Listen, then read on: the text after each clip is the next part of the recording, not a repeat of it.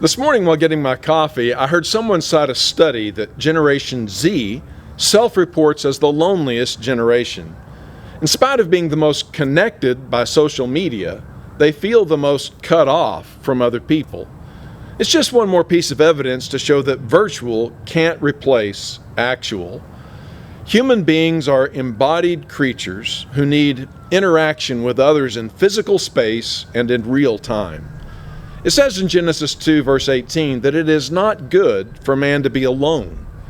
We have an innate need to build relationships with people of various ages, personality types, and interest.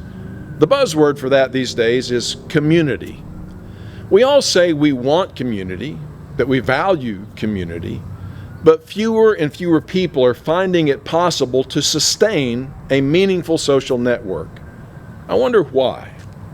Well, maybe it's because community requires two things that an increasing number of people are currently unwilling to do. First, community requires commitment. If you want to be a part of a church or of a family or even a sports team, you have to show up consistently over time to build it. You have to say no to a lot of other things that will come up and pass up other opportunities in order to maintain your commitment and your community. 34 years ago, Janice and I promised to forsake all others and keep only to each other for as long as we both live. By honoring that commitment, we've been able to build a bond of love and support and companionship that's far better than having spent the last 3.5 decades keeping our options open. So in order to experience real, meaningful community, you first have to make a selection and then a commitment. Second, community requires sacrifice. Community is always built on sacrifice.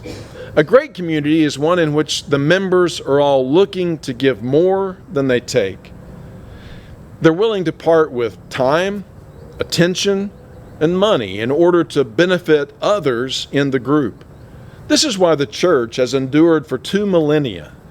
It was founded upon the supreme sacrifice of Jesus, who gave his life for ours.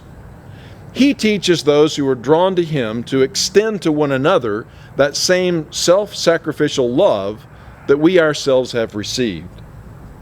Now, if you are longing for friendship, for real community, and a sense of belonging, but can't seem to quite find it, here are a couple of questions for you to ask yourself.